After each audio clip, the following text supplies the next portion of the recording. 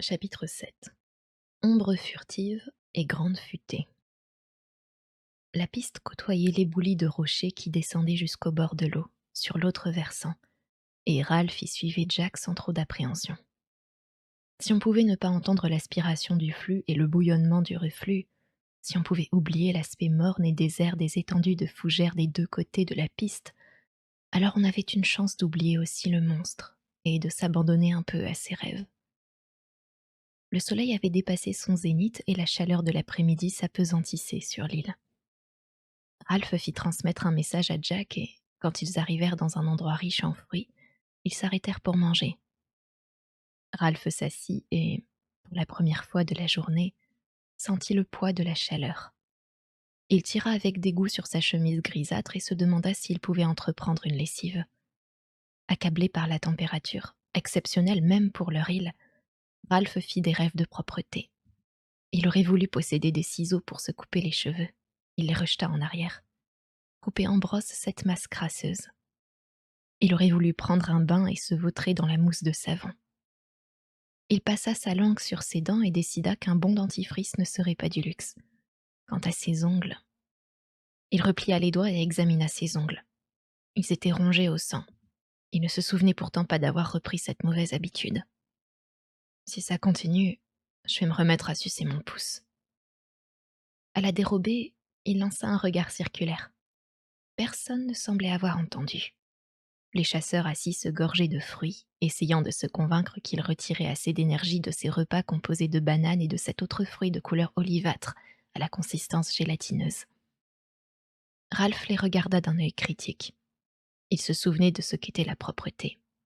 Il les trouvait sales, mais pas de cette saleté particulière aux garçons maculés de boue ou trempés de pluie. Aucun d'eux ne semblait avoir un besoin urgent d'une douche et pourtant, chevelure trop longue, emmêlée, formant des nœuds autour d'une brindille ou d'une branche morte, visage vaguement nettoyé par les repas et la sueur, mais marqué d'une sorte d'ombre dans les coins moins accessibles, vêtements usés, raides de transpiration, enfilés non par souci du décorum, mais par routine, corps couvert de sel séché. Il découvrit avec un pincement au cœur que ces conditions lui semblaient normales à présent et ne le gênaient pas.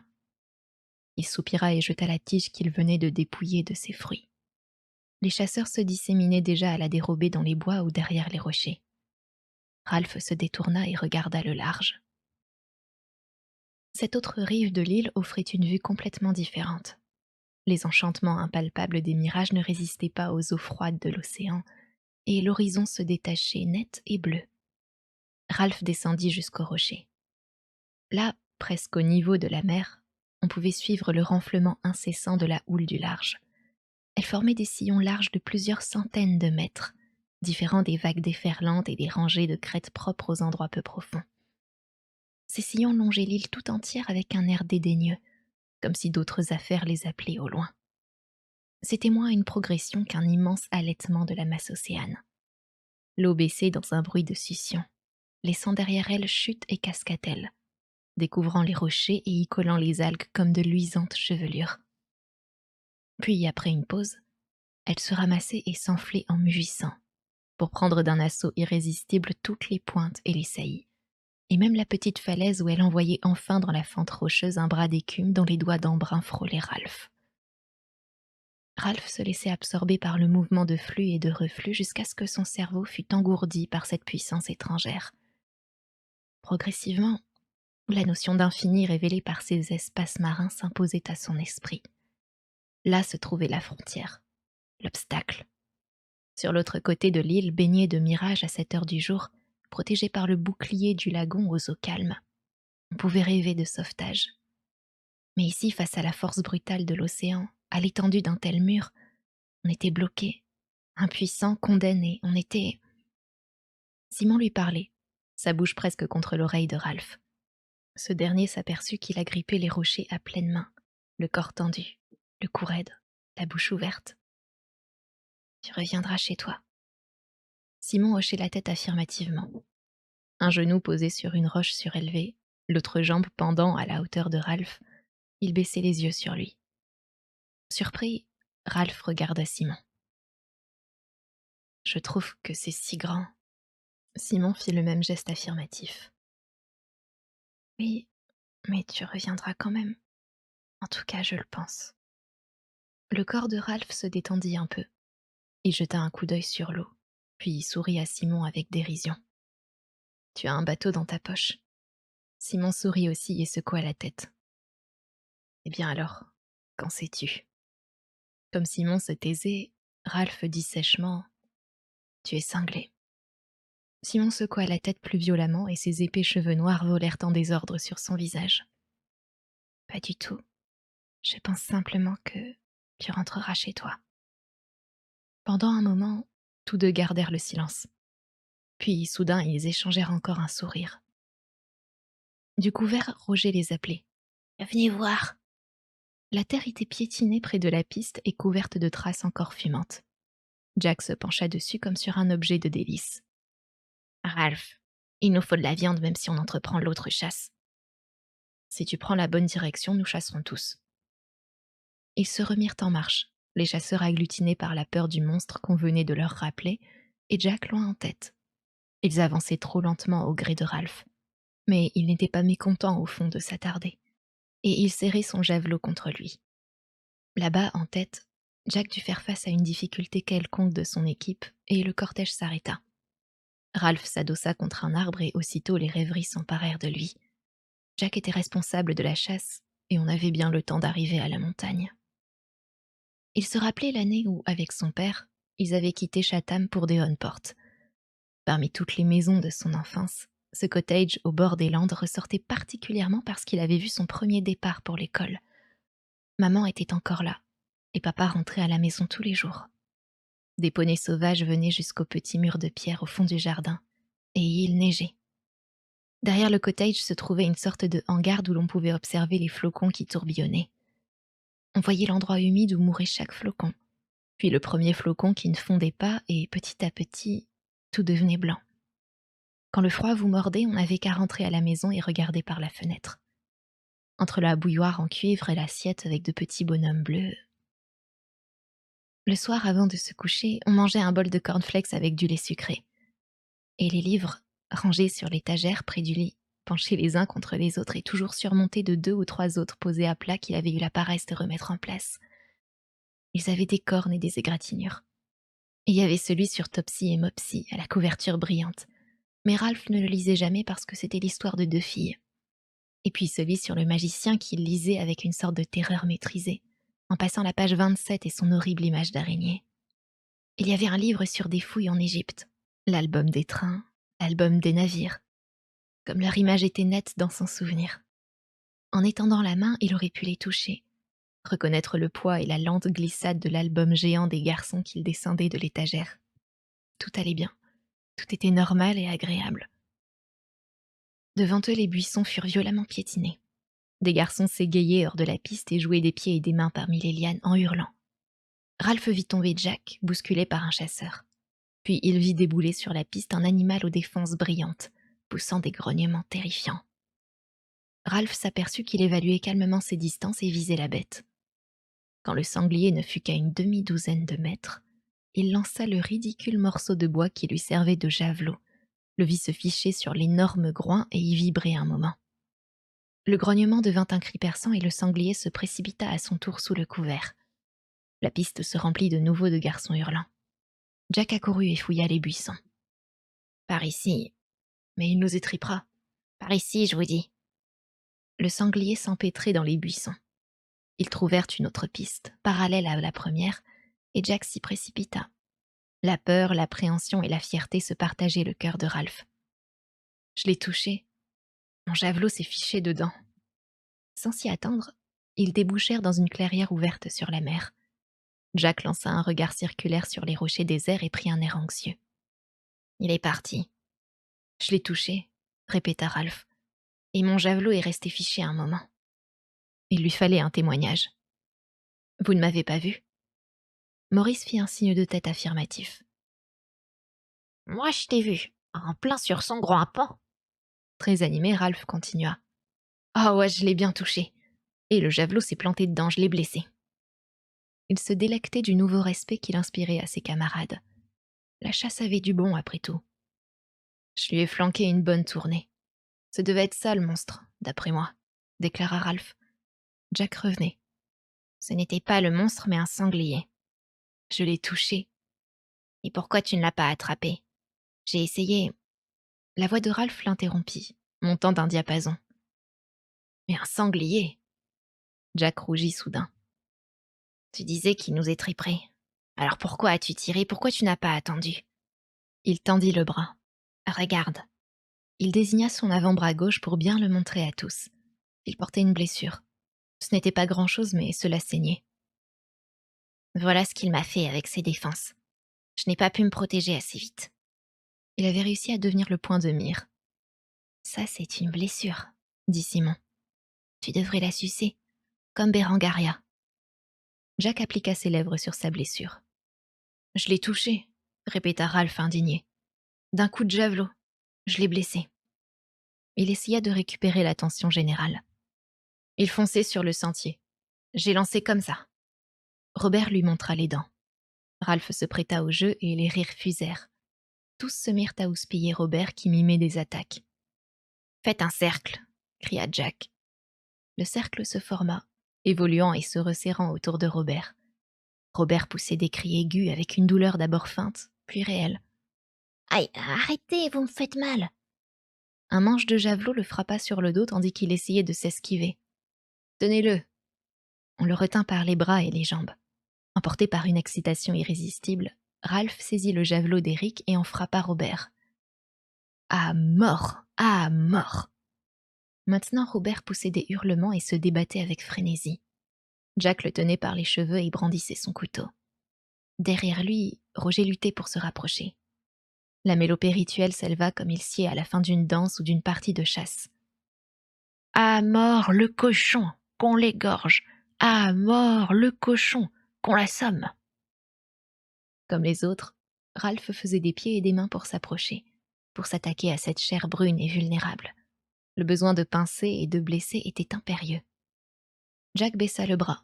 Le cercle frémissant poussa des hurrahs et des glapissements de cochons mourants. Puis le calme se rétablit.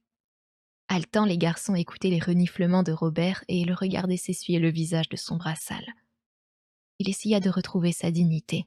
« Oh là là, mon derrière !» Il se frotta le bas du dos d'un air lugubre. Jack se retourna.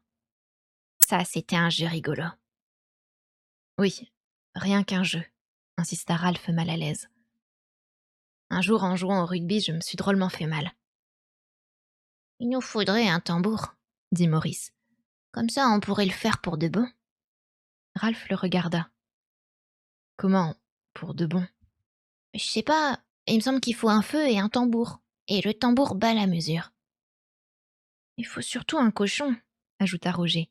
« Comme dans une vraie partie de chasse. »« Ou quelqu'un qui fasse semblant, » proposa Jack. « Il y en a un qui se déguise en cochon et puis on imite tout. Par exemple, il fait comme s'il me renversait et ainsi de suite. »« Oui, mais il faut un vrai cochon, » affirma Robert qui se frottait encore les reins. « Parce qu'il faut le tuer. »« Il n'y a qu'à prendre un petit, » suggéra Jack, et tout le monde rit. Ralph s'assit. « Bon, eh bien, à cette allure-là, on ne trouvera pas ce qu'on cherche. » Ils se levèrent l'un après l'autre, rajustant leurs haillons. Ralph regarda Jack. « À la montagne maintenant. »« Est-ce qu'on ne ferait pas mieux de retourner près de Piggy avant la nuit ?» proposa Maurice. Les jumeaux approuvèrent d'un même hochement de tête. « Oui, il a raison, on ira demain matin. » Ralph fixa le large. « Il faut rallumer le feu. »« Tu n'as pas les lunettes de Piggy, » objecta Jack. « Alors on ne peut pas. »« Oui, mais on verra toujours si tout va bien sur la montagne. » Maurice reprit en hésitant, craignant de paraître poltron. « Et si la bête est là ?» Jack brandit son javelot. « On la tuera. » Le soleil parut soudain moins chaud. Jack faisait des moulinets avec son arme. « Qu'est-ce qu'on attend ?»« Je pense, » dit Ralph, « que si on longe la mer par ici, on arrivera à la base de la partie brûlée et on pourra faire l'ascension. » Jack reprit la tête et ils avancèrent le long de la mer aveuglante au souffle régulier. Ralph renoua le fil de son rêve et s'en remit à ses pieds agiles du soin d'assurer ses pas. Mais le chemin présentait plus de difficultés qu'avant. La plupart du temps, il fallait louvoyer entre la roche nue, à la limite de l'eau, et la végétation luxuriante de la sombre forêt, escalader de petites falaises ou en suivre la ligne de crête, entreprendre certains passages à quatre pattes. Ça et là, ils sautaient sur des rochers mouillés par les vagues et franchissaient d'un bond les petites flaques laissées par la marée précédente. Ils arrivèrent à une crevasse qui barrait comme un rempart l'étroite bande de plage découvrant à marée basse.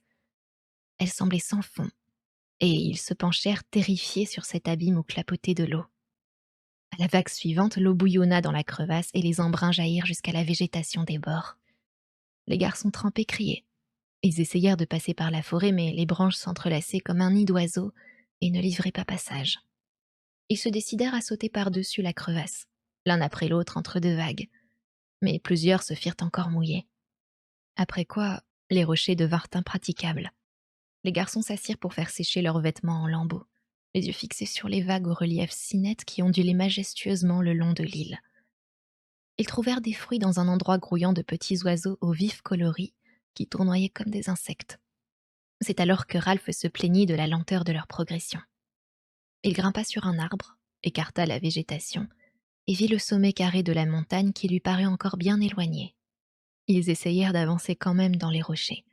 Mais Robert se fit une mauvaise coupure au genou et il dut reconnaître que ce chemin ne serait praticable que lentement. Ils poursuivirent donc leur route avec les précautions exigées par une dangereuse ascension jusqu'au moment où se dressa devant eux une falaise infranchissable, couronnée d'une jungle épaisse et qui surplombait la mer à pic.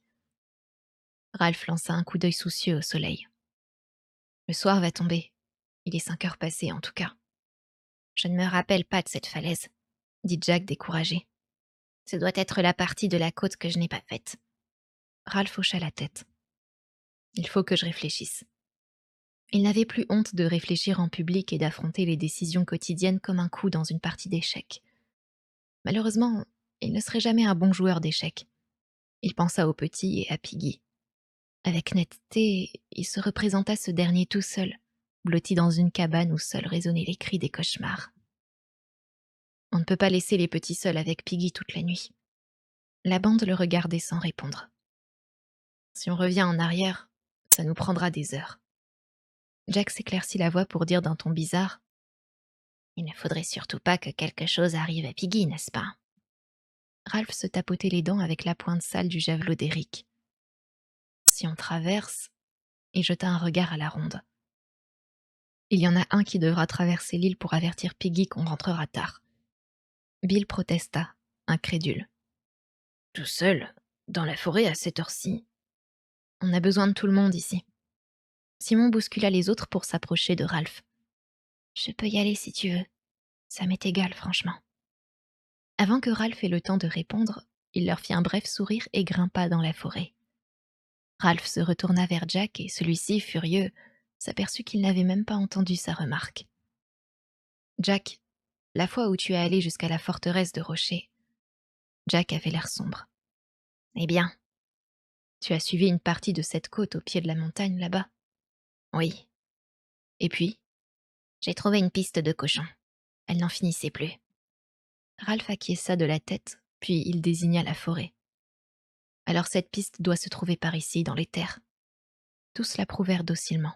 « Bon, eh bien, on va se frayer un chemin dans la jungle, jusqu'à ce qu'on la trouve. » Il fit un pas en avant, mais se ravisa.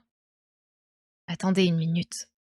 Où mène-t-elle, cette piste ? » ?»« À la montagne, je te l'ai déjà dit, » répliqua Jack. Il prit un air narquois. « Ce n'est pas là, justement, que tu voulais aller ?» Jack soupira. Il sentait l'antagonisme de Jack et comprenait que ce sentiment primait tout dès que Jack ne commandait plus. « Je pensais à la lumière. On va trébucher. On devrait chercher la bête. On n'y verra pas assez clair. » « Moi, ça m'est égal d'y aller, » protesta Jack avec chaleur. « J'irai quand on sera là-haut. Et toi ? Mais peut-être que tu préfères retourner aux cabanes pour avertir Piggy. » Ce fut au tour de Ralph de rougir.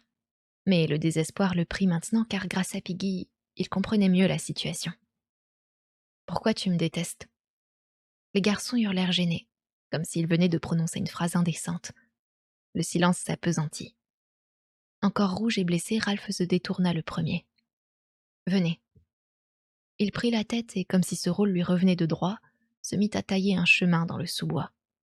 Évincé, Jack boudait à l'arrière-garde. La piste fréquentée par les cochons n'était qu'un tunnel obscur, car le soleil glissait rapidement vers l'horizon et, dans la forêt, l'ombre ne manquait jamais. La piste était assez large pour leur permettre d'avancer d'un bon pas. Soudain à découvert, ils s'arrêtèrent brusquement, le souffle court, la tête levée vers les rares étoiles qui piquetaient le sommet de la montagne. Voilà. Les garçons échangèrent des regards perplexes, mais Ralph prit une décision. On va retourner au plateau maintenant et on montera demain. Un murmure d'approbation s'éleva, mais Jack se glissa à ses côtés. Bien sûr, si tu as peur. Ralph lui fit face. Dis donc, qui est monté le premier à la forteresse de Rocher? J'étais avec toi et c'était en plein jour. Bon, qui veut grimper là-haut maintenant? Le silence seul lui répondit. Eric et Sam, qu'en pensez-vous? Il vaudrait mieux aller avertir Piggy. Oui, avertir Piggy que... Mais Simon y est déjà allé. Il vaudrait quand même mieux, on sait jamais. Robert, Bill. Mais un mouvement de masse se dessinait en direction du plateau. Non pas qu'ils eussent peur, bien sûr, mais ils étaient fatigués. Ralph se retourna vers Jack. Tu vois? Moi, je monte. Ses paroles grinçaient, venimeuses comme une malédiction. Il regarda Ralph, son corps mince tendu, son javelot braqué. On eût dit qu'il le menaçait. Moi, je monte là-haut maintenant, pour chercher la bête. Alors vint l'aiguillon suprême, le défi d'apparence bénigne. Tu viens? Là-dessus, les autres garçons oublièrent leur hâte de retourner au plateau et ils attendirent le résultat de ce nouvel assaut de deux volontés dans l'obscurité. Le défi était trop habile, trop provoquant, trop bien lancé pour nécessiter une répétition. Il atteignit Ralph à un moment où, déjà détendu à l'idée du retour aux cabanes et aux eaux calmes du lagon, sa volonté fléchissait. « Je veux bien. » Il fut tout étonné d'entendre sa propre réponse, dont le calme et le détachement faisaient tomber à plat le défi malveillant de Jack. « Bon, alors, si tu veux bien. » « Mais oui, bien sûr. » Jack fit un pas. « Alors, allons-y. » Côte à côte, sous les yeux de leurs camarades silencieux, les deux garçons s'ébranlèrent. Mais Ralph s'arrêta. « C'est idiot. Pourquoi serions-nous seulement deux à y aller? Jamais on ne sera assez si on trouve quelque chose. » Ces mots provoquèrent une débandade. Chose étonnante, une silhouette sombre, solitaire, s'avança à contre-courant. « Roger? » ?»« Oui. »« Eh bien, nous voilà trois. » Ils entreprirent leur ascension. Les ténèbres semblaient les envelopper comme une marée. Jack, qui était resté silencieux, se mit à tousser. Une bouffée de vent les fit s'étrangler. Ralph avait les yeux larmoyants. « Descendre, on est au bord de la partie brûlée. » Leurs pas et le moindre souffle d'air soulevaient de petits cyclones de poussière. Lorsqu'ils firent une pause, Ralph réfléchit en toussant. Ils étaient trop bêtes. À supposer que la bête n'existât pas, ce qui était probablement le cas, eh bien, tant mieux. Mais si vraiment quelque chose les attendait là-haut, que feraient-ils à trois gênés par l'obscurité, avec leurs bâtons pour toute arme? On fait les idiots. Dans la nuit lui parvint la réplique. La frousse. Ralph s'ébroua exaspéré. Tout cela, c'était la faute de Jack. Bien sûr, mais ça n'empêche pas qu'on fait les idiots. Si tu te dégonfles, reprit la voix sarcastique, je continue tout seul. Piqué au vif, Ralph eut une bouffée de haine pour Jack. Le picotement des cendres dans ses yeux, la fatigue, la peur le poussaient à bout. Eh bien, vas-y, on t'attendra ici. Silence. Alors, pourquoi tu n'y vas pas? La frousse? Une tache dans les ténèbres, une tache qui était le corps de Jack bougea. D'accord. À tout à l'heure. La tache disparut. Une autre la remplaça. Ralph se heurta le genou à un obstacle dur et ébranla un tronc calciné au contact rugueux. Il sentit au creux de son genou la morsure de l'écorce carbonisée et comprit que Roger venait de s'asseoir. À tâtons, il chercha une place et s'assit à côté de lui tandis que le tronc oscillait dans les cendres invisibles. Peu communicatif de nature, Roger se taisait. Il ne proposait pas son opinion sur la bête et n'expliquait pas les raisons de sa participation à cette folle équipée. Il se contentait de rester assis en balançant légèrement le tronc.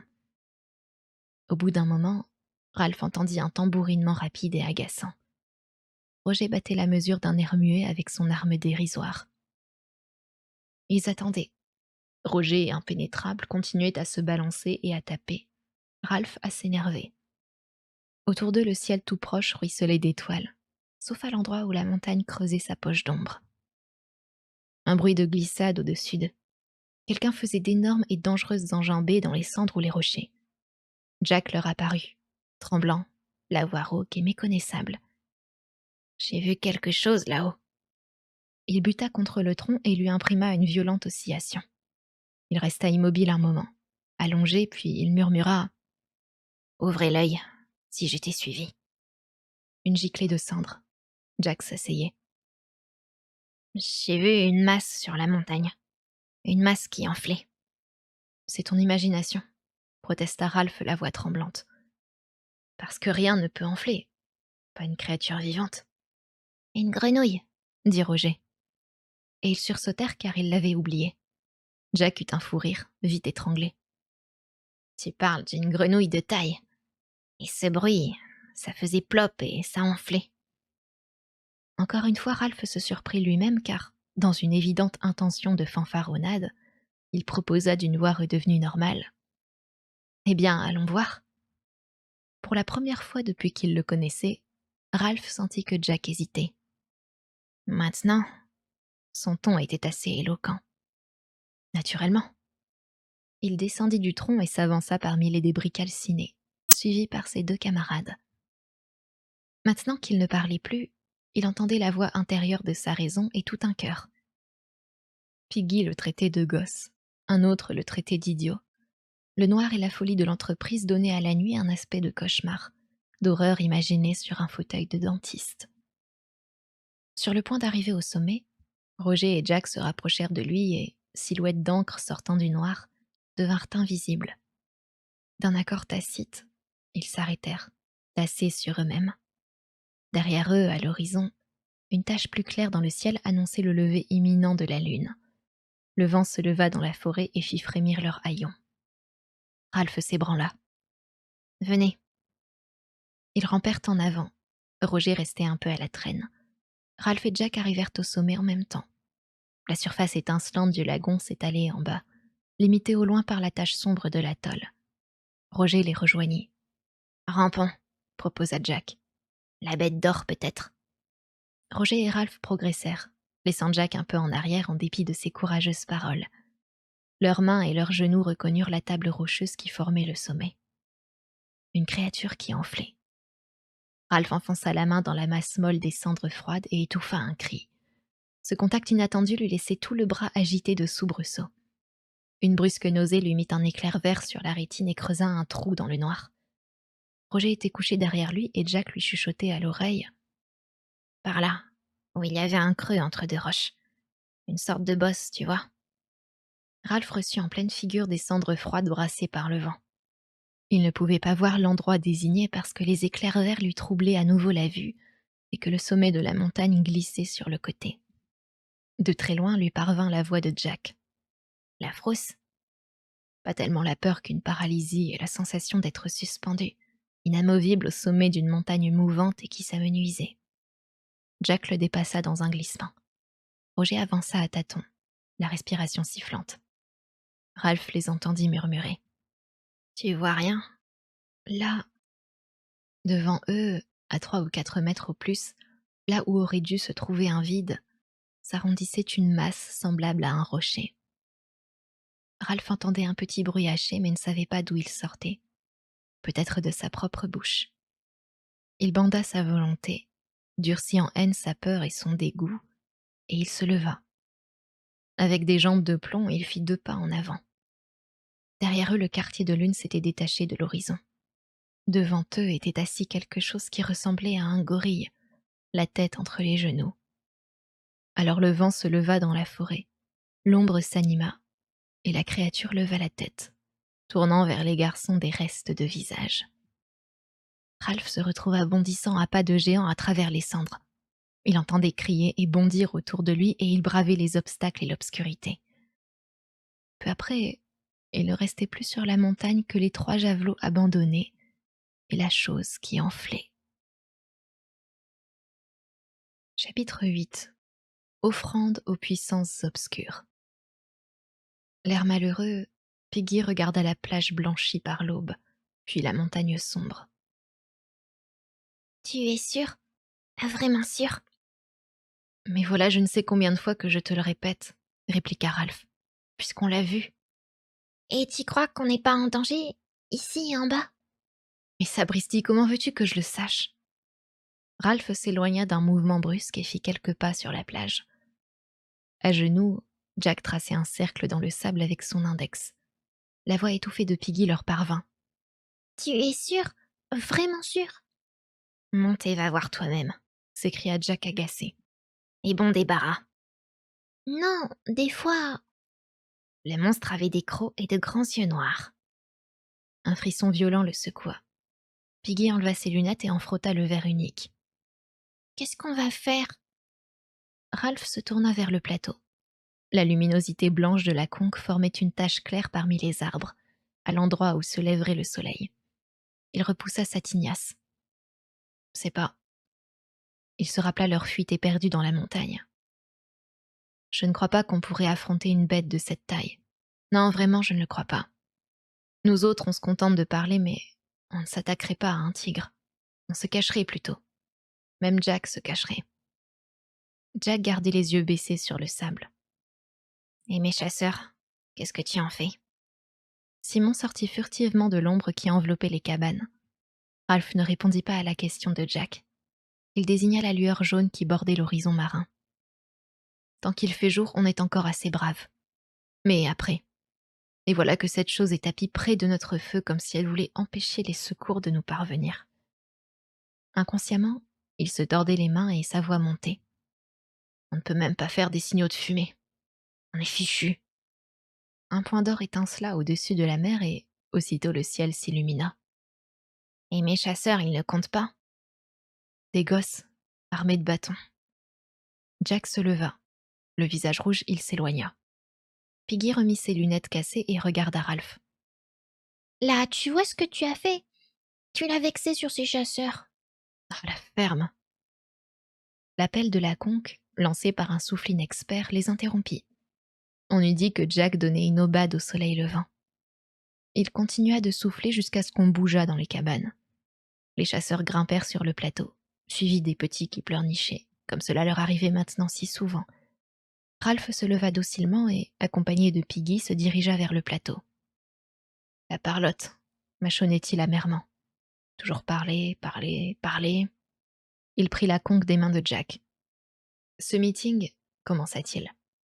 Mais Jack l'interrompit. C'est moi qui l'ai convoqué. Si tu ne l'avais pas fait, c'est moi qui aurais appelé. Tu as juste soufflé dans la conque. Eh ben, ça ne suffit pas, ça. Oh, ça va, prends-la, et parle. Ralph lui mit la conque dans les bras et alla s'asseoir sur le tronc.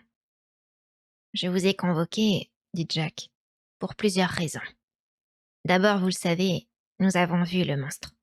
On avait grimpé en rampant et on n'était qu'à quelques mètres de lui. Le monstre s'est redressé pour nous regarder. Je ne sais pas ce qu'il fait. On ne sait même pas ce que c'est. Il est sorti de la mer, de l'obscurité. Des arbres. Silence, cria Jack. Écoutez, le monstre est assis là-haut, quoi qu'il soit. Peut-être qu'il attend. Il chasse. Oh ouais, il chasse. La chasse, dit Jack. Il se rappelait ses frayeurs ancestrales dans la forêt. Ouais, cette bête chasse. Mais silence.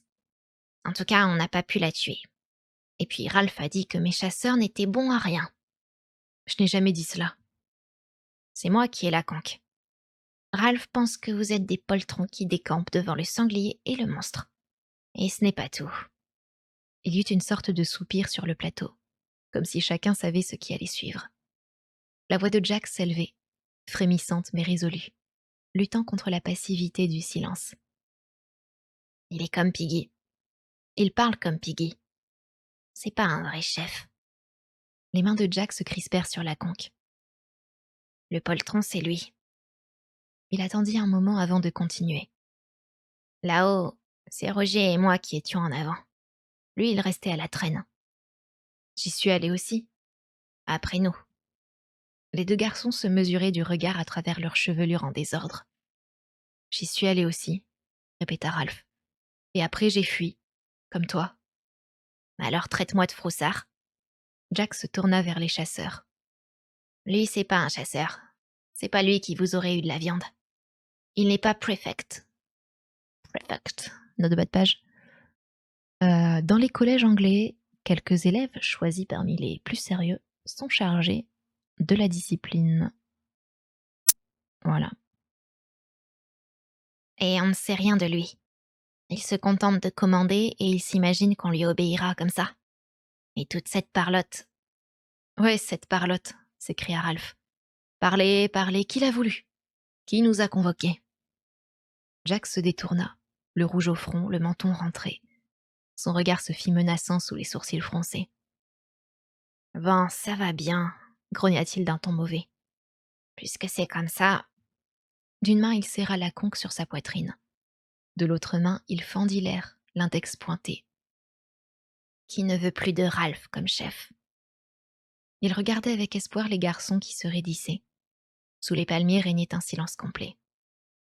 Levez la main, ceux qui ne veulent plus de Ralph comme chef. Le silence se faisait lourd, oppressé et honteux. Jack pâlit lentement pour ne rougir que plus fort aussitôt après. Il passa sa langue sur ses lèvres et tourna la tête de côté pour éviter la gêne de rencontrer un regard. Quels sont ceux qui... Sa voix se perdit. Ses mains tremblaient sur la conque. Il s'éclaircit la voix et parla fort. Bon, j'ai compris. Avec beaucoup de soin, il posa la conque dans l'herbe à ses pieds. Des larmes, quelle humiliation, lui coulaient des yeux. Je ne joue plus. Pas avec vous, en tout cas. Maintenant, la plupart des garçons baissaient les yeux. Jack s'éclaircit de nouveau la voix. Je ne ferai pas partie de la bande de Ralph.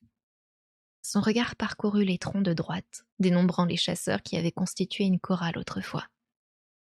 Je m'en vais tout seul. Qu'il attrape lui-même des cochons. Ceux qui voudront chasser avec moi n'auront qu'à venir. D'un pas maladroit, il quitta le triangle pour sauter sur le sable blanc. Jack. Jack se tourna et regarda Ralph. Il s'arrêta une seconde puis cria d'une voix aiguë, furieuse. Non. Il sauta et s'enfuit sur la plage sans faire attention à ses larmes aveuglantes. Ralph garda les yeux fixés sur lui jusqu'à ce qu'il disparût dans la forêt. Piggy était indigné. Moi, je causais, Ralph. Et toi, tu restais planté là comme... D'une voix douce, le regard fixé sur Piggy sans le voir, Ralph se parlait à lui-même. Il reviendra. Quand le soleil se couchera, il viendra. Il regarda la conque dans les mains de Piggy. Qu'est-ce que tu dis? Ça alors? Piggy renonça à reprendre Ralph. Il nettoya encore ses lunettes et revint à son sujet. On peut se passer de Jack Meridiou. Il n'y a pas que lui dans l'île. Mais maintenant qu'on a vraiment un monstre, quoique je peux pas y croire, faudra pas s'éloigner du plateau. On n'aura pas tant besoin de lui et de sa chasse. Et maintenant, on peut vraiment faire le point. À quoi bon, Piggy? Il n'y a rien à faire. Ils gardèrent un silence découragé. Puis Simon prit la conque à Piggy qui en fut si étonné qu'il resta debout. Ralph leva les yeux sur Simon. Eh bien, Simon, qu'est-ce qu'il y a encore? Un murmure de dérision parcourut le cercle et Simon parut se recroqueviller. Je pensais qu'on pourrait faire quelque chose que... De nouveau la parole lui manqua à cause de la froideur générale. Pour trouver aide et sympathie, il se tourna vers Piggy. Serrant la conque sur sa poitrine brunie, à demi penché vers Piggy, il proposa « Je trouve qu'on devrait monter là-haut. » Un frisson de terreur parcourut l'assemblée. Simon s'interrompit et rencontra le regard ironique et incompréhensif de Piggy. « Pourquoi que tu irais trouver ce monstre là-haut, alors que Ralph et les deux autres, ils ont rien pu faire ?» Simon répliqua dans un souffle. « Et qu'est-ce qu'on peut faire d'autre ?» Ayant dit, il se laissa prendre la conque par Piggy. Puis il se retira autant à l'écart que possible. Piggy parlait maintenant avec plus d'assurance. En des circonstances moins sérieuses, les autres auraient même pu déceler du plaisir dans sa voix. « J'ai dit qu'on pouvait tous se passer d'une certaine personne. Et à présent, je dis qu'il faut décider ce qu'on va faire. Je crois que je sais d'avance ce que Ralph va proposer. Le plus important pour nous, c'est le signal de fumée. Pas de fumée sans feu. Ralph eut un geste. Rien à faire, Piggy. On n'a pas de feu. La chose est tapie là-haut et nous devons rester ici. Piggy leva la conque comme pour donner du poids à ses paroles. On n'a pas de feu sur le sommet. Mais pourquoi qu'on n'aurait pas un feu ici? On pourrait le faire sur ces rochers, ou même sur le sable. Ça ferait toujours de la fumée. C'est vrai, la fumée. Près de la piscine. Les garçons se mirent à bavarder. Piggy seul pouvait montrer assez d'audace intellectuelle pour suggérer de changer l'emplacement du feu.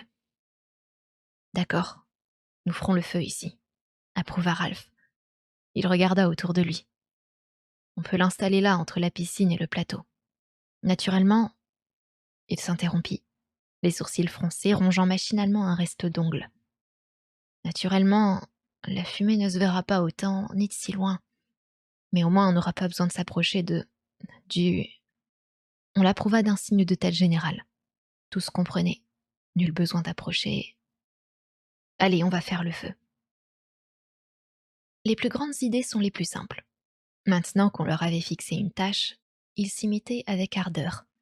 Piggy était si joyeux et si détendu dans la liberté que lui laissait le départ de Jack, si gonflé d'orgueil à l'idée de contribuer au bien général, qu'il aida à la corvée de bois. Sa contribution se limitait à débiter un arbre mort du plateau, dont il n'avait pas besoin aux réunions. Pour les autres, ce tronc avait été considéré comme tabou, malgré son inutilité, parce qu'il partageait le caractère sacré de tout ce qui formait le plateau. Les jumeaux constatèrent qu'un feu à proximité serait d'un réconfort bien agréable la nuit, et cette idée fit sauter de joie quelques-uns des petits. Le bois n'était pas aussi sec que celui de la montagne. Ils trouvaient surtout des bûches pourries, imbibées d'humidité, grouillantes d'insectes qu'il fallait soulever avec précaution pour qu'elles ne tombent pas en poussière. D'ailleurs, pour éviter de s'éloigner dans la forêt, les garçons s'attaquaient à n'importe quel morceau de bois, même recouvert de végétation verte. La lisière de la forêt et la tranchée, les abords de la conque et des cabanes formaient un cadre rassurant en plein jour. Mais ce qu'il deviendrait la nuit, on préférait n'y pas songer. Tous travaillaient avec beaucoup d'énergie et de bonne humeur. Mais à mesure que les heures passaient, l'énergie se doublait d'une certaine panique et la bonne humeur se teintait d'hystérie. Ils firent une pyramide de feuilles et de brindilles, de branches et de bûches, disposées sur le sable nu, tout près du plateau. Pour la première fois, Piggy prit lui-même ses lunettes et capta les rayons du soleil sur le verre unique pour allumer le feu. Il eut bientôt un buisson de flammes jaunes surmonté d'un dôme de fumée. Les petits, qui n'avaient pas vu beaucoup de foyers allumés depuis la catastrophe, devinrent follement excités. Ils dansaient et chantaient, si bien qu'il régnait autour d'eux un air de fête. Ralph cessa enfin de s'affairer autour du feu et se redressa en essuyant d'un avant-bras sale son visage en sueur. Il faudra se contenter d'un feu plus petit. On ne pourra jamais en entretenir un si grand. Piggy prit ses précautions pour s'asseoir dans le sable. Puis il nettoya ses lunettes. On pourrait faire des essais pour avoir un petit feu bien ronflant sur lequel on mettrait des branches vertes qui donneraient de la fumée. Il doit y avoir des feuilles qui font mieux de la fumée que les autres. L'animation baissait avec le feu. Les petits ne dansaient plus et le chant mourait sur leurs lèvres. Ils se dispersaient, qui vers la mer, qui vers les cabanes ou les arbres à fruits. Ralph se laissa tomber sur le sable. Il faudra faire une nouvelle liste des gardiens du feu. Si on arrive à les attraper. Il regarda autour de lui et, pour la première fois, vit que les grands étaient peu nombreux. Il comprit mieux alors pourquoi l'entretien du feu leur donnait tant de mal. Où est Maurice? Piggy recommença d'essuyer ses lunettes. Je pense. Non, il n'irait quand même pas tout seul dans la forêt, hein. Ralph bondit sur ses pieds, fit en courant le tour du feu et se tint devant Piggy en retenant ses cheveux sur son front. Mais il nous faut absolument une liste. Il y a toi, moi, Eric et Sam et... Évitant de regarder Piggy, il demanda d'un ton détaché. Où sont Bill et Roger? Piggy se pencha en avant et mit un petit morceau de bois dans le feu. Je suppose qu'ils sont partis. Ils ne veulent plus jouer non plus, sans doute. Ralph se rassit et se mit à creuser de petits trous dans le sable. Surpris par la vue d'une goutte vermeille, il examina un de ses ongles où, sur la chair rongée à vif, du sang perlait. Piggy continuait à parler. Je les ai vus se défiler pendant la corvée de bois. Ils ont pris la même direction que lui. Ralph leva les yeux vers le ciel. Comme par sympathie pour eux et pour rester au diapason des grands bouleversements de ce jour-là, le ciel se montrait différent de la veille et si brumeux que, par endroits, l'air chaud devenait blanc. Le disque du soleil, tout d'argent terne, semblait très proche et moins brûlant. Pourtant, il faisait étouffant. Ils font toujours des embêtements, hein. La voix partait de derrière son épaule et se faisait anxieuse. On peut se passer d'eux. On sera plus heureux comme ça, hein. Ralph s'assit. Les jumeaux revenaient traînant avec un sourire de triomphe, une énorme bûche qui tomba dans les braises dans un jaillissement d'étincelles. On se débrouille très bien tout seul, pas vrai? Pendant tout le temps que la bûche mit à sécher, à s'embraser et à devenir rouge, Ralph resta assis dans le sable sans mot dire. Il ne vit même pas Piggy chuchoter quelques mots aux jumeaux. Il ne vit pas les trois garçons disparaître ensemble dans la forêt. Tiens, voilà pour toi. Il sursauta. Piggy et les jumeaux se tenaient près de lui les bras pleins de fruits. Et j'ai pensé Commença Piggy. qu'on pourrait, comme qui dirait, célébrer. Les trois garçons s'assirent près de Ralph. Ils avaient choisi des fruits bien mûrs. Un sourire s'épanouit sur leur visage quand Ralph y goûta. « Merci, dit Ralph. Puis, de la surprise dans la voix, il répéta « Merci », Oui, je disais comme ça qu'on se débrouillerait très bien tout seul. affirma Piggy. C'est ceux qui sont pas raisonnables qui font des embêtements dans notre île. On va faire un bon petit feu. Ralph se rappela la cause de son souci. Où est Simon? Je sais pas. Tu penses pas qu'il est monté là-haut? Piggy éclata d'un rire bruyant et reprit des fruits. Ça se pourrait bien. Il avala sa bouchée. Il est toqué. Simon avait passé au milieu des arbres fruitiers, mais aujourd'hui les petits étaient trop occupés auprès du feu sur la plage pour le poursuivre. Il se glissait dans la végétation dense. Quand il arriva à l'écran de liane qui masquait sa clairière, il rampa à l'intérieur. De l'autre côté de l'écran, le soleil déversait ses rayons et, au milieu de l'espace libre, les papillons se livraient à leur danse interminable. Il s'agenouilla et le soleil darda sur lui une de ses flèches. L'autre fois, il lui avait semblé que l'air vibrait simplement de chaleur. Mais aujourd'hui, il le menaçait. Sa longue chevelure sauvage ne tarda pas à se mouiller de sueur. Il essaya de changer de position, mais il ne pouvait fuir le soleil. Il commença d'avoir soif, puis grand soif. Il restait quand même assis. Très loin sur la plage, Jack se tenait devant un petit groupe de garçons. Il avait l'air extrêmement heureux. « La chasse », dit-il. Il les jaugea du regard. Les garçons portaient des restes de casquettes noires et, il y avait très très longtemps, ils s'étaient tenus devant lui sérieux, en rang, pour chanter des chants angéliques. On ira à la chasse. Je serai le chef. Ils acquiescèrent d'un signe de tête. La crise était dénouée sans difficulté. Quant à la bête, Ils s'agitèrent, regardèrent la forêt. moi je propose qu'on ne s'en occupe pas. Il leva le menton. Hein? On va l'oublier tout simplement? T'as raison. Il y a qu'à l'oublier, la bête. Si leur ferveur surprit Jack, il n'en montra rien. Et puis autre chose, on n'aura pas tant de rêves de ce côté-ci. On est presque à la pointe de l'île. Ils l'approuvèrent avec véhémence, poussés par les tourments de leur vie secrète.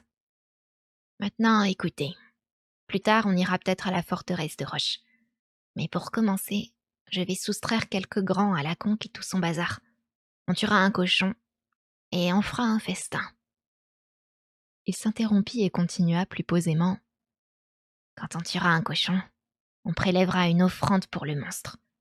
Comme ça, peut-être qu'il nous laissera tranquilles. Il se leva brusquement. Allez, on va chasser dans la forêt.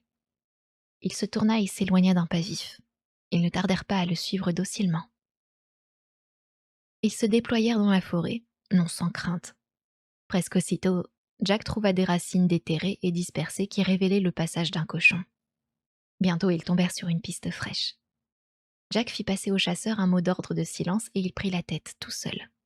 Tout heureux, il se laissait envelopper par l'obscurité humide de la forêt comme par des vêtements familiers. Lentement, il descendit jusqu'à une zone de rochers et de troncs disséminés qui bordaient la mer. Les cochons étaient là, sous les arbres, comme de gros sacs de lard profitant bêtement de l'ombre. L'absence de vent les empêchait de s'inquiéter et Jack, riche de son expérience, glissait comme une ombre. Il se retira sans bruit et donna ses instructions aux chasseurs.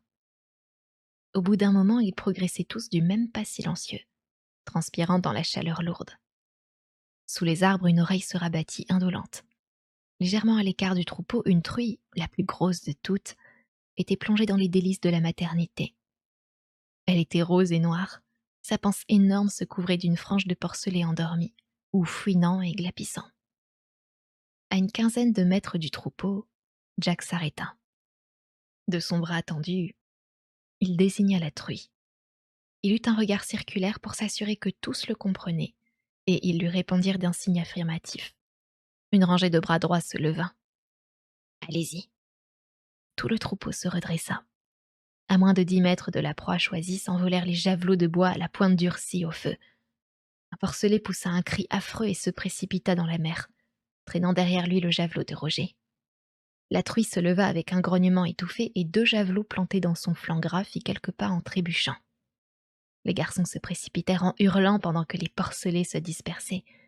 Mais la truie fonça dans la rangée de chasseurs et plongea dans le sous-bois. La lâchez pas. Ils se lancèrent à sa poursuite. Mais le sous-bois était trop touffu et Jack dut les arrêter. Avec un juron, il inspecta les alentours immédiats. Il ne disait rien, mais son souffle lourd provoquait la crainte et le respect chez ses compagnons.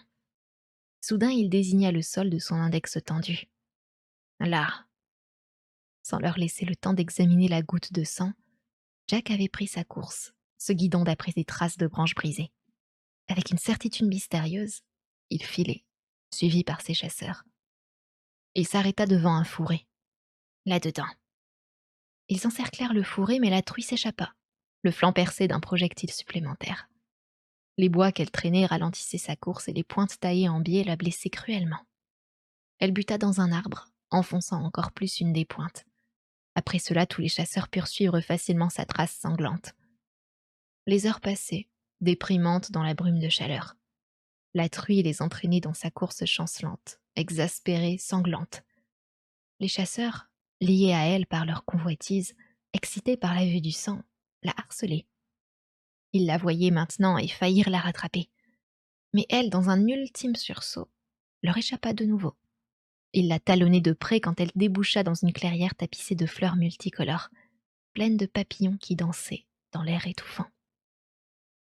Là, assommée par la chaleur, la truie tomba enfin et les chasseurs se jetèrent sur elle. Épouvantés par cette irruption de créatures d'un monde inconnu, la truie poussait des cris perçants et se débattait. L'air se chargeait de vacarme et de terreur, de sueur et de sang.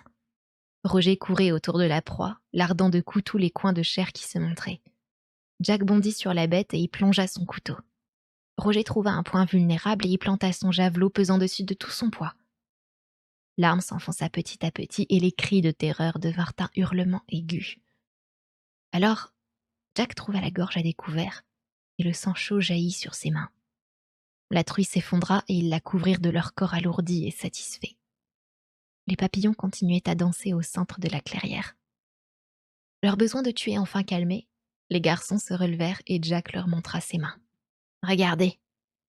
Il rit et fit rire les autres en agitant ses paumes fumantes de sang. Jack se précipita sur Maurice et lui barbouilla les joues de sang. Roger commença de retirer son javelot et les garçons le remarquèrent pour la première fois. Robert mit les poings sur les i et tous s'esclaffèrent. En plein dans le cul. Ah, t'y entends? Dis donc, t'entends ce qu'il a dit? En plein dans son cul. Cette fois, Robert et Maurice mimèrent la scène à deux. Les pitreries de Maurice, qui imitait les efforts du cochon pour échapper au javelot, firent rire les garçons aux larmes. Ce jeu finit par les lasser aussi. Jack essuyait sur une roche ses mains sanglantes. Après quoi, il se mit à dépecer la truie. Il creva la panse et arracha les paquets de tripes chaudes qu'il repoussa en tas sur les rochers, sous les yeux de ses chasseurs. Il parlait tout en s'activant. « On va emporter la viande sur la plage. Je retournerai au plateau pour les inviter au festin. Ça nous donnera le temps de voir venir. » Roger prit la parole. « Chef, hein? Comment fera-t-on du feu ?» Jack s'assit sur ses talons et fronça les sourcils en contemplant le cochon. « On fera un raid pour leur chipper du feu. Henri et toi, Bill et Maurice, vous viendrez avec moi. On se peindra le visage et on leur tombera dessus. Roger chipera une branche pendant que je dirai ce que j'ai à dire. Les autres, vous pourrez rapporter la carcasse à l'endroit où nous étions tout à l'heure. C'est là qu'on fera le feu. Et après, Il s'interrompit et se leva, le regard fixé sur la zone d'ombre sous les arbres. Il reprit d'une voix plus basse. on va laisser une offrande de gibier pour... Il s'agenouilla de nouveau et s'affaira avec son couteau. Les garçons faisaient cercle autour de lui. Par-dessus son épaule, il s'adressa à Roger. Aiguise un bâton au debout. Enfin, il se leva, tenant à bout de bras la tête dégoulinante de sang de la truie. Ce bâton, il est prêt. Tiens, plante un bout dans la terre. Zut, c'est du roc. Tiens, coince-le dans cette fente, là. Jack leva la tête sanglante et la posa sur le bâton pointu qui s'enfonça dans le cou et ressortit par la gueule. Jack recula d'un pas et regarda la tête, pendue avec un air penché et bavant du sang sur le bâton. Instinctivement, les garçons reculèrent aussi. Pas un bruit dans la forêt, sauf le bourdonnement des mouches attirées par le tas d'entrailles. À mi-voix, Jack ordonna « Ramassez le cochon. » Maurice et Robert embrochèrent la carcasse sur un épieu, soulevèrent la masse inerte et attendirent. Dans le silence des flaques de sang entre les pieds, ils prenaient tout à coup des airs furtifs. Jack parla à voix haute. « La tête est pour le monstre. C'est une offrande. » Le silence accepta l'offrande et il les glaça de terreur. La tête restait là, les yeux troubles, un vague sourire sur ses lèvres, montrant ses dents noircies de sang. D'un mouvement unanime, les chasseurs s'enfuirent, courant de toute leur force à travers la forêt vers la plage. Simon ne bougeait pas. Les feuillages dissimulaient sa mince silhouette brune. Il avait beau fermer les yeux, le spectacle de la tête de truie restait imprimé sur sa rétine.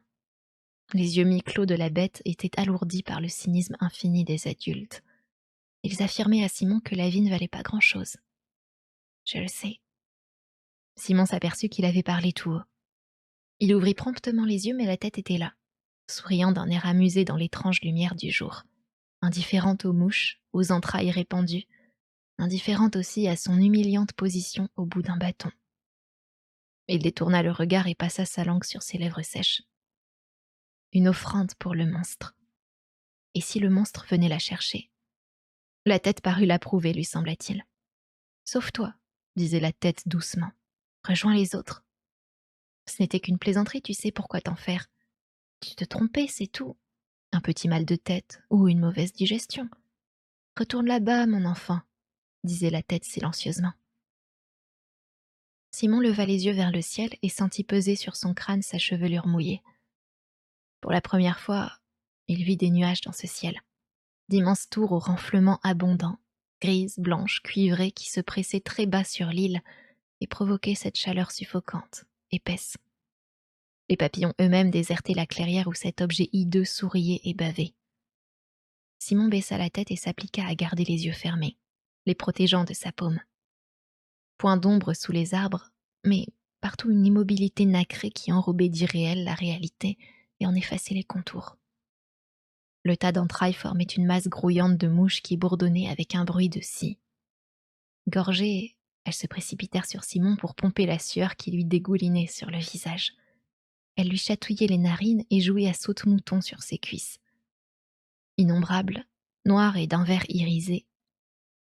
Devant Simon pendu à son bâton, sa majesté des mouches ricanait. Simon céda enfin et lui rendit son regard. Il vit les dents blanches, les yeux ternes, le sang. Du fond des âges, une certitude de déjà-vu inexorable enchaînait le regard de Simon. Dans sa tempe droite, une pulsation s'enflait, frappait le cerveau. Ralph et Piggy, étendus sur le sable, contemplaient le feu et lançaient machinalement des galets dans ce foyer dépourvu de fumée. Cette branche est finie. Où sont Eric et Sam? Il faudrait refaire une corvée de bois, on n'a plus de branches vertes. Ralph soupira et se leva.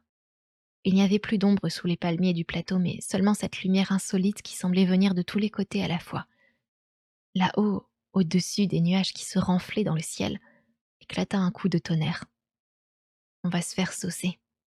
Et le feu? Ralph courut sans hâte vers la forêt et revint avec une brassée de branches vertes qu'il jeta dans le feu. Le bois pétilla, fournissant une nappe de fumée jaune. Du doigt, Piggy traçait dans le sable de vagues dessins. L'ennui, c'est qu'on n'est pas assez pour entretenir le feu. Tu as fini par compter Eric et Sam comme un seul. Ils font tout ensemble. Naturellement. Eh bien, c'est pas juste. Tu comprends pas, ils devraient faire 2 tours. Ralph réfléchit et comprit le raisonnement. Il fut vexé de constater qu'il ne savait pas penser en adulte et soupira.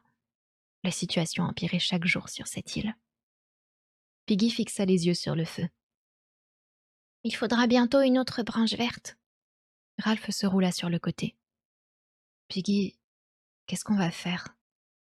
Oh, on n'a qu'à continuer sans eux. Mais le feu.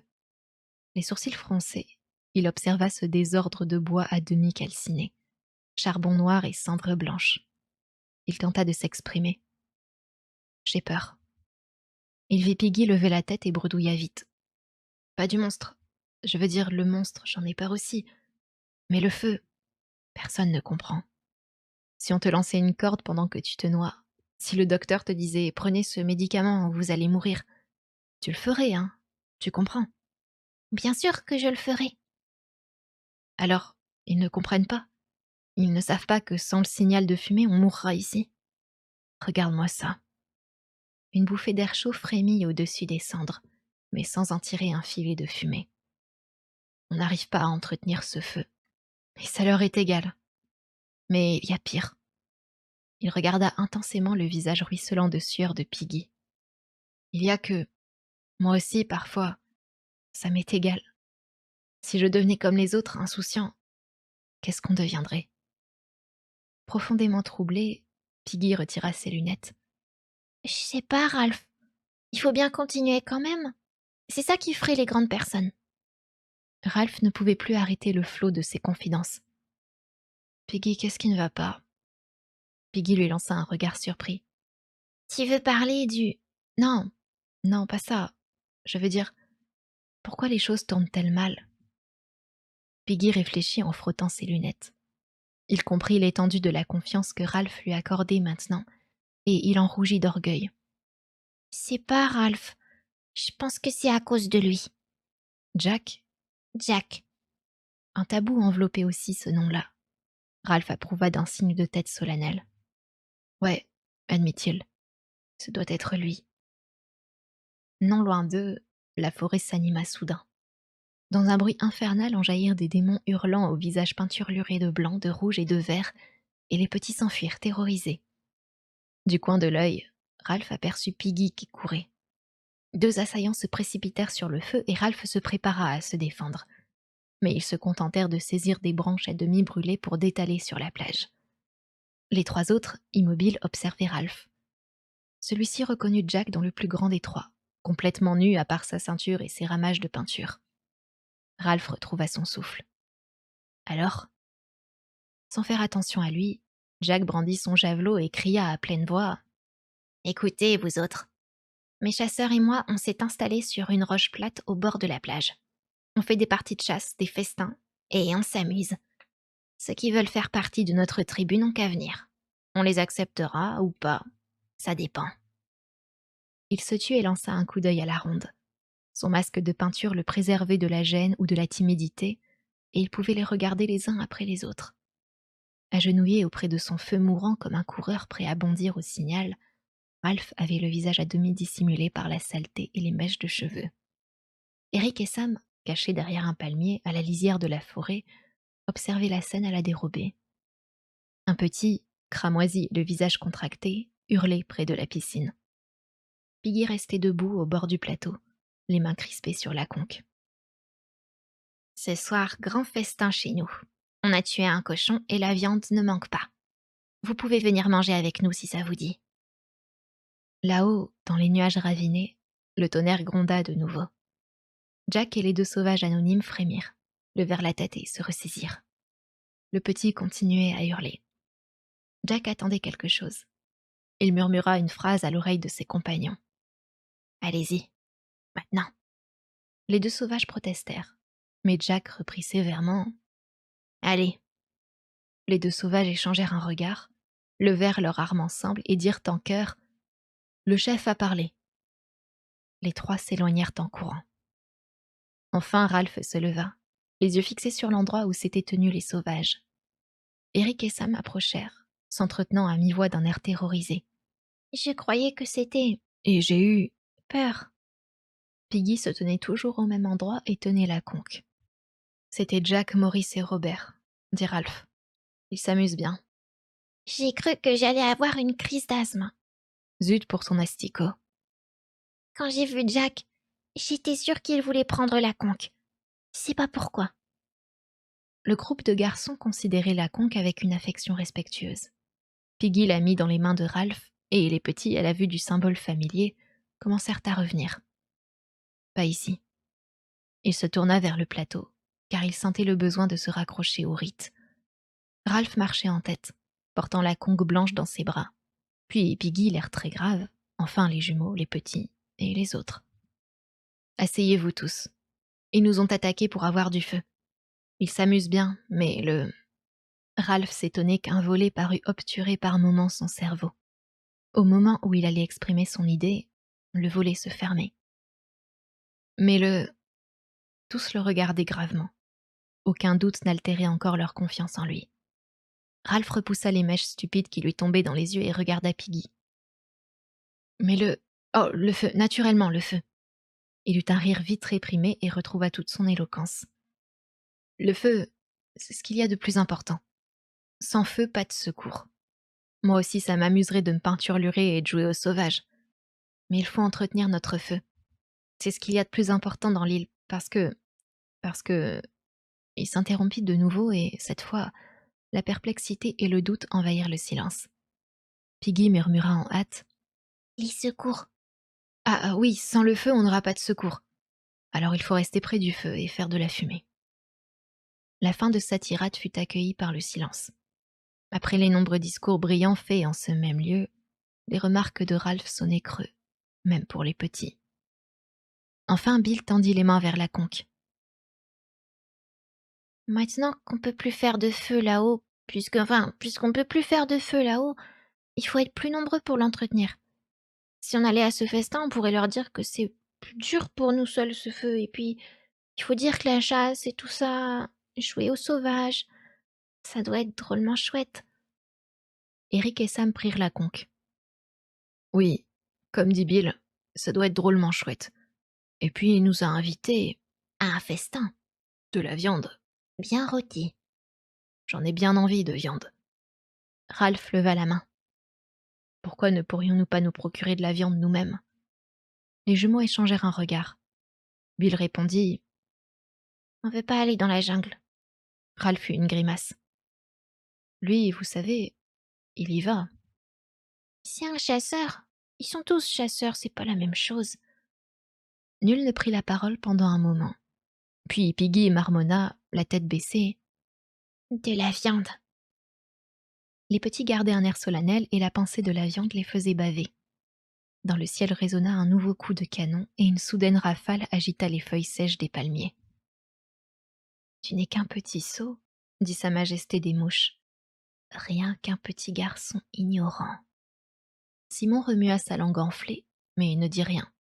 « N'es-tu pas d'accord ?» interrogea Sa Majesté des Mouches. « N'est-ce pas que tu n'es qu'un petit sot ?» Simon lui répondit de la même voix silencieuse. « Eh bien, conclut Sa Majesté des Mouches, tu ferais mieux d'aller jouer avec les autres. Ils te croient cinglé. Tu n'as pas envie que Ralph te prenne pour un cinglé, n'est-ce pas? Tu aimes bien Ralph, n'est-ce pas? Et Piggy? Et puis Jack? » Simon avait la tête légèrement relevée de côté. Il ne pouvait arracher son regard de Sa Majesté des Mouches qui était suspendue devant lui, dans l'espace. « Que fais-tu ici tout seul? Tu n'as donc pas peur de moi? » Simon trembla. « Il n'y a personne ici pour t'aider. Il n'y a que moi. Et moi, je suis le monstre. » La bouche de Simon fit un effort et articula d'une voix à peine intelligible. « Une tête de cochon au bout d'un piquet. » « Comme si le monstre était de ceux qu'on chasse et qu'on tue, » dit la tête. Pendant un instant, la forêt et tous les endroits encore vaguement visibles renvoyèrent l'écho d'un rire déformé. « Tu savais bien, voyons, que je faisais partie de toi, intimement partie de toi, intimement. Je suis ce qui fait que rien ne va, tu le sais, ce qui fait que les choses sont comme elles sont. Le rire octa de nouveau. Allons, conseilla Sa Majesté des Mouches. Retourne auprès des autres, et nous oublierons tout cela. Simon écoutait, la tête lui tournait. Il avait les yeux mi-clos comme pour imiter la chose hideuse enfilée sur un piquet. Il sentait qu'une de ses crises allait le prendre. Sa Majesté des Mouches enflait comme un ballon. Voyons, ceci est ridicule. Tu sais très bien que tu me retrouveras en bas, alors n'essaie pas de t'échapper. Le corps de Simon se raidissait. Sa Majesté des Mouches parlait avec une voix de magister. Allons, en voilà assez. Mon pauvre enfant, tu fais erreur et tu crois en savoir plus long que moi. Il y eut une pause. Je t'avertis, je vais me fâcher. Tu vois, on ne veut pas de toi ici. Tu comprends? On va bien s'amuser dans cette île. Entends-tu? On va bien s'amuser dans cette île. Alors ne fais pas des tiennes, mon pauvre enfant fourvoyé. Sans quoi... Simon regardait à l'intérieur d'une vaste gueule. L'intérieur était tout noir, et autour aussi tout devenait noir. Sans quoi, proféra Sa Majesté des Mouches, on vous aura. Compris?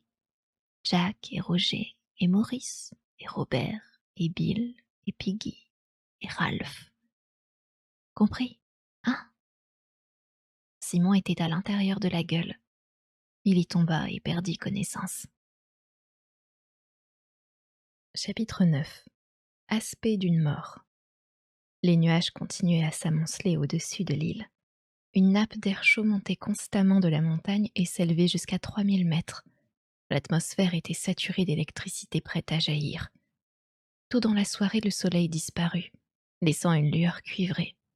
Même l'air du large n'apportait aucune fraîcheur. La mer, les arbres et les roches rouges perdaient leur couleur sous le blanc uniforme et sale des nuages.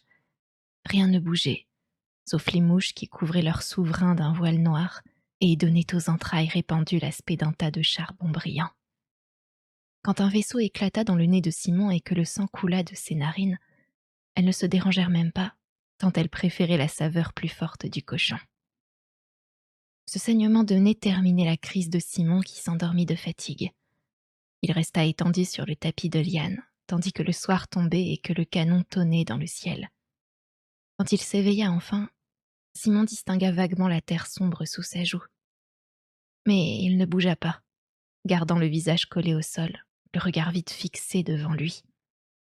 Enfin, il se retourna, replia ses jambes sous lui et s'accrocha aux lianes pour se relever.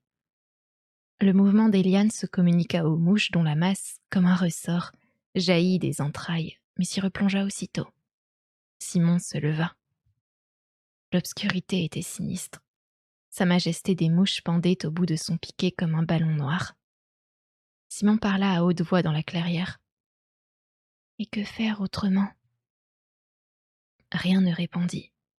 Simon se glissa dans les fourrés et se trouva dans la forêt obscure. Il marchait en tirant la jambe, le visage dénué d'expression. Le sang coagulé formait une croûte sur ses lèvres et son menton. Il écartait des rideaux de lianes, s'orientait entre les arbres d'après la pente du terrain, et sa bouche formait parfois des mots inaudibles. Il atteignit enfin un endroit où les lianes étaient clairsemées et où une lumière nacrée filtrait entre les troncs. Il se trouvait sur une sorte d'arête, située au pied de la montagne qui traversait l'île en longueur et où la jungle devenait moins épaisse.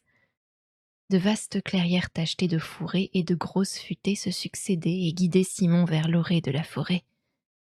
Il suivait la pente et montait avec lassitude, trébuchant parfois, mais sans s'arrêter. Son regard avait perdu son éclat habituel et il avançait avec la morne détermination d'un vieillard. Une gifle du vent le fit trébucher et il s'aperçut que, sous un ciel cuivré, les arbres faisaient place aux rochers. Il sentait une faiblesse dans ses jambes et une douleur à la bouche. Quand le vent atteignit le sommet de la montagne, Simon perçut un mouvement insolite. Un pan d'étoffe bleue remua sur un fond de nuages sombres. Il se força à avancer et le vent reprit avec plus de force dans la cime des arbres qui ployaient et rugissaient. Simon vit une chose bossue qui se redressait tout à coup et le regardait. Il se cacha le visage et avança péniblement. Les mouches aussi avaient trouvé cette chose. Effrayées par ces mouvements simulacres de vie, elles s'envolaient et formaient un nuage noir autour de la tête. Puis, quand la toile bleue du parachute se dégonflait, le gros pantin se penchait en avant dans un soupir, et les mouches s'installaient de nouveau. Les genoux de Simon heurtèrent le rocher. Il avança à quatre pattes et comprit aussitôt. Les suspentes emmêlées lui expliquaient le fonctionnement de cette pantomime. Il observa les os du nez tout blanchis, les dents, les teintes de la chair en décomposition. Il vit que la toile et le caoutchouc corsetaient sans pitié le pauvre corps qui aurait dû pourrir en paix. Sous un nouveau coup de vent, le pantin se redressa, salua du buste et lui lança une bouffée d'air fétide.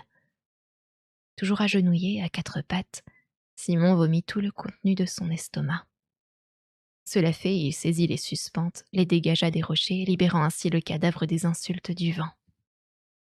Enfin, il se détourna et regarda la plage.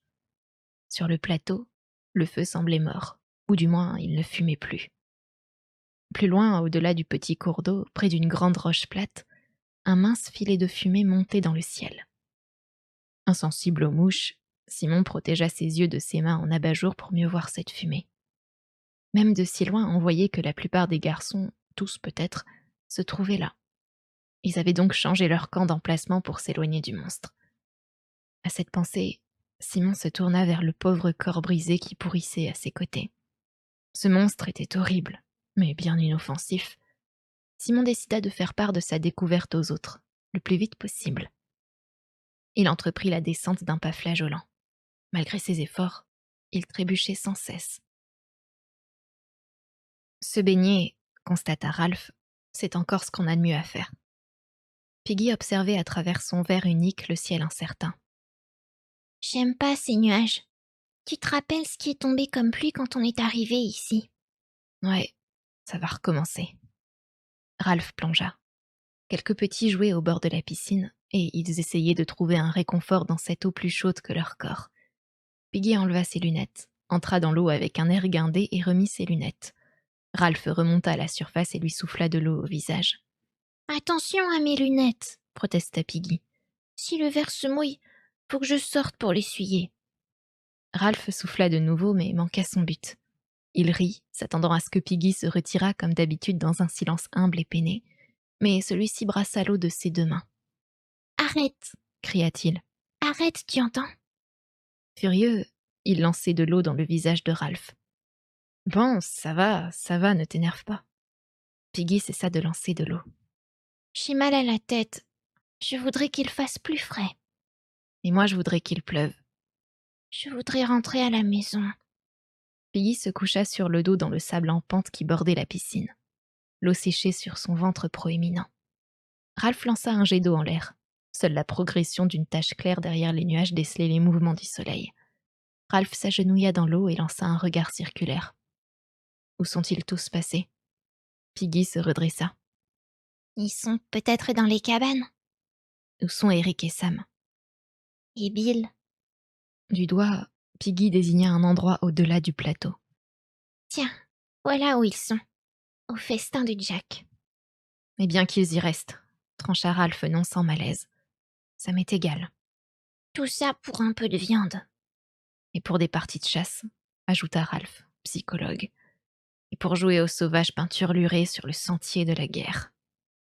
Piggy plongea la main dans l'eau et remua le sable sans regarder Ralph.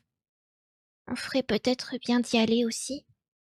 Ralph lui lança un vif coup d'œil et Piggy rougit. Tu comprends? Pour s'assurer qu'il arrive rien. Ralph lança un jet d'eau devant lui. Bien avant d'arriver au campement de Jack, Ralph et Piggy entendaient le bruit des réjouissances. Une herbe épaisse poussait sur une large bande de terrain comprise entre la forêt et la plage. Juste en contrebas s'amoncelait le sable blanc et sec que la marée n'atteignait jamais et dont la surface tiède était abondamment piétinée. Plus bas, séparée de l'eau par une mince langue de sable, s'étalait jusqu'au lagon une dalle rocheuse où un cochon rôtissait sur un feu pétillant. Ralph et Piggy ne voyaient pas les flammes, mais entendaient grésiller la graisse. À part Simon et les 2 garçons qui surveillaient la cuisson, tous les habitants de l'île se trouvaient groupés sur l'herbe. Ils riaient, chantaient et mangeaient. Les uns étaient couchés, d'autres accroupis ou debout. À en juger par les visages barbouillés de graisse, le festin était presque terminé, et les convives buvaient de l'eau dans des calebasses. Jack, bariolé de peinture et couronné de fleurs, trônait comme une idole sur un tronc renversé au centre de la pelouse. De la viande s'empilait devant lui, posée sur des feuilles vertes, ainsi que des fruits et des calebasses remplies d'eau. Piggy et Ralph parurent au bord du plateau herbu. Le silence faisait tache d'huile au fur et à mesure que leur présence se remarquait. Lorsque le garçon qui parlait à Jack se tut à son tour, ce dernier se retourna sur son trône et considéra les arrivants sans mot dire. On n'entendait que le pétillement du feu et, en sourdine, le grondement des vagues sur l'atoll. Ralph détourna le regard vers Sam qui crut y lire une accusation et lâcha son os à demi rongé, avec un rire nerveux. Ralph fit un pas hésitant, montra un palmier à Piggy et lui murmura quelques mots à l'oreille. Puis tous deux eurent le même rire que Sam. Enfin, Ralph se dépêtra du sable mou et fit semblant de poursuivre son chemin. Piggy essaya de siffloter. Au même moment, les cuisiniers arrivèrent en courant avec un gros quartier de viande. Ils se butèrent dans Piggy qui, brûlé par la viande fumante, se mit à danser sur place en poussant des cris. Un fou rire général unit Ralph aux autres garçons et détendit l'atmosphère. Une fois de plus, Piggy servait de bouc émissaire et son ridicule permettait à la communauté de retrouver son équilibre et sa gaieté. Jack se leva et brandit son javelot. Qu'on leur donne de la viande. Les marmitons prirent sur la broche 2 morceaux succulents pour les tendre à Ralph et Piggy. La salive leur vint à la bouche. Debout, ils dévorèrent leur viande sous un ciel menaçant et cuivré où grondait l'orage imminent. De nouveau, Jack brandit son arme. Tout le monde a mangé à sa faim. Il restait des morceaux de viande grésillant encore sur les fragments de broches de bois et posés sur des feuilles. Trahi par son appétit, Piggy jeta son os bien nettoyé sur la plage et se baissa pour prendre une autre portion. Jack répéta d'un ton impatient. Tout le monde a assez mangé. La fierté de la possession résonnait dans sa voix comme un avertissement, et les garçons se dépêchaient de se bourrer pendant qu'ils le pouvaient encore. Jack comprit que le moment n'était pas venu de clore le festin et, se levant de son trône, il se dirigea d'un pas nonchalant vers le bord du plateau. Dans son visage barbouillé de peinture, ses yeux s'abaissaient sur Ralph et Piggy. Ces derniers reculèrent légèrement sur le sable, et Ralph continua à manger, le regard fixé sur le feu. Sans comprendre, il s'aperçut que les flammes ressortaient plus nettement sur le fond de ciel terne. Le soir était tombé, non pas dans le calme et la beauté, mais avec une menace de violence. « À boire !» ordonna Jack. Henry obéit et Jack but, les yeux fixés sur Ralph et Piggy par-dessus le bord irrégulier de sa calebasse. Ses bras bruns et musclés lui conféraient la puissance. L'autorité, telle une guenon perchée sur son épaule, le harcelait. « Asseyez-vous tous. » Les garçons s'assirent devant lui en rangée parallèle.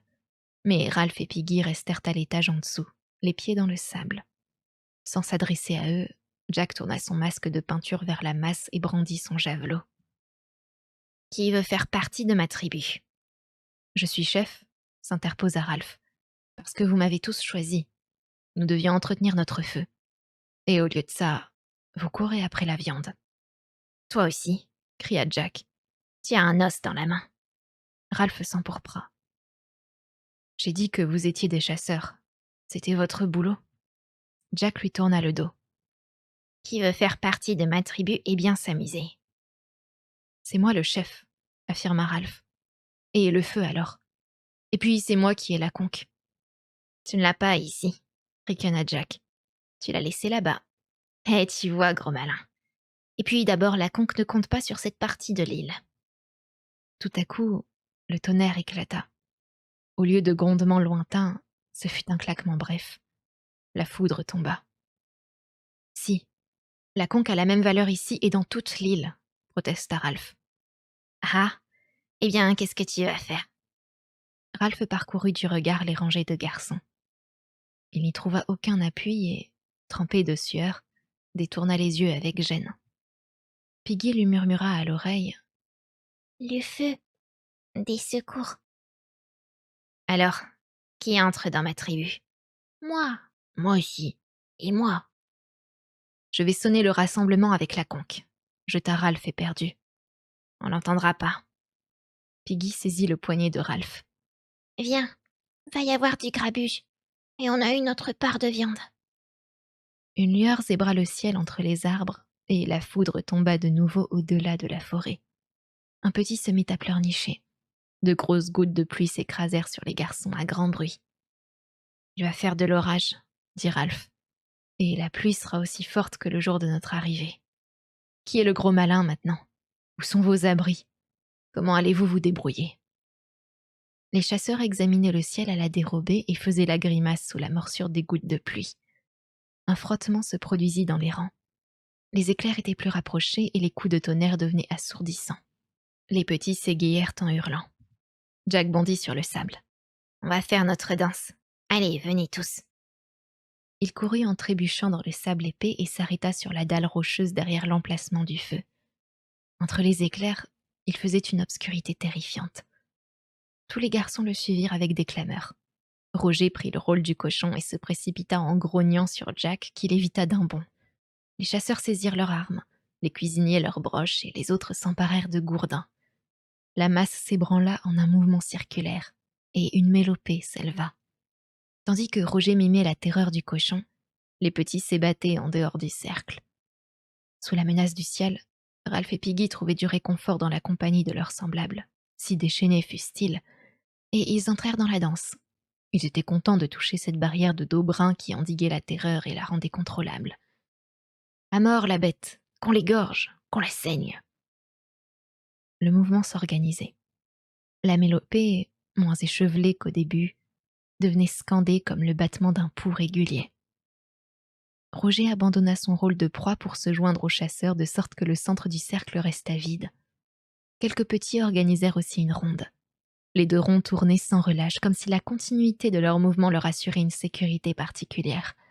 On eût dit la pulsation rythmique d'une cellule vivante. Le ciel noir fut labouré par une déchirure d'un blanc bleuâtre. Une seconde plus tard, le bruit se fracassait juste au-dessus d'eux comme un coup de fouet gigantesque. La mélopée devint frénétique et plus aiguë. À mort la bête, qu'on l'égorge, qu'on la saigne. La terreur se doublait maintenant d'un autre désir, lourd, pressant, aveugle. À mort la bête, qu'on l'égorge, qu'on la saigne. Ce fut de nouveau la déchirure d'un blanc bleuâtre et l'explosion au relent de soufre. Les petits couraient en tous sens et hurlaient. L'un d'eux, épouvanté, se précipita dans le cercle des grands. « Les voilà! Les voilà !»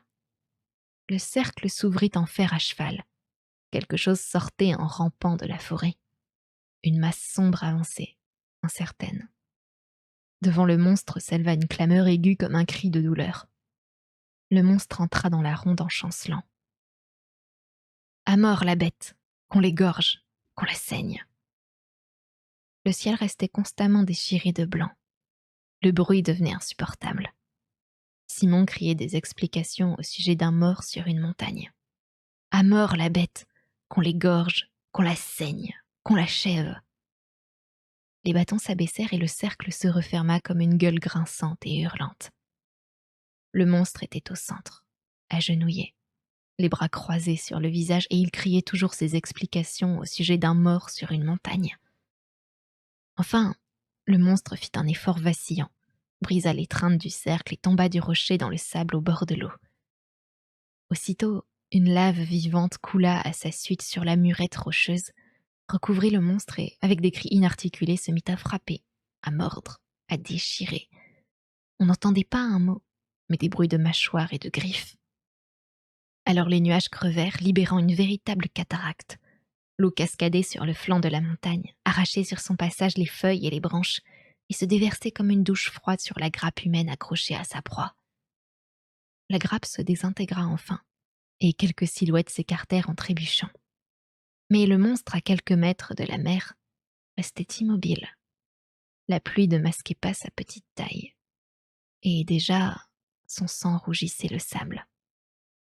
Le vent se leva, chassa la pluie et secoua l'eau des branches. Au sommet de la montagne, le parachute se gonfla et se déplaça. Le pantin glissa, se dressa tout debout, tournoya sur lui-même, oscilla à travers l'espace mouillé et frôla de ses pieds maladroits le sommet des hautes futaies. Il tomba et s'abattit sur la plage où les garçons fuyaient, éperdus dans les ténèbres. Le parachute emporta le pantin plus loin, encore plus loin, sillonnant le lagon sur toute sa longueur pour franchir le bord de l'atoll auquel il se heurta, avant de s'abîmer au large. Vers minuit, la pluie cessa et les nuages s'enfuirent, si bien que le ciel s'emplit de nouveau de l'incroyable scintillement des étoiles. Quand la brise tomba, on n'entendit plus que le clapotis de l'eau qui coulait dans toutes les crevasses et, goutte à goutte, tombaient des feuilles sur la terre brune de l'île. L'air était frais, humide et clair. Enfin tout se tut, même le bruit de l'eau. Le monstre restait en tas sur le sable pâle, et les taches s'étalaient de plus en plus. Le bord du lagon était souligné de phosphorescence au fur et à mesure que progressait la marée. L'eau claire reflétait le ciel clair et les constellations anguleuses. La ligne phosphorescente grignotait les grains de sable et les petits galets dans son avance. Elle les enfermait chacun dans une fossette provisoire, puis les acceptait soudain avec un glouglou et gagnait du terrain. Le long de la plage, dans l'eau peu profonde, cette clarté mouvante se remplissait d'étranges animalcules au corps fait d'un rayon de lune et aux yeux étincelants.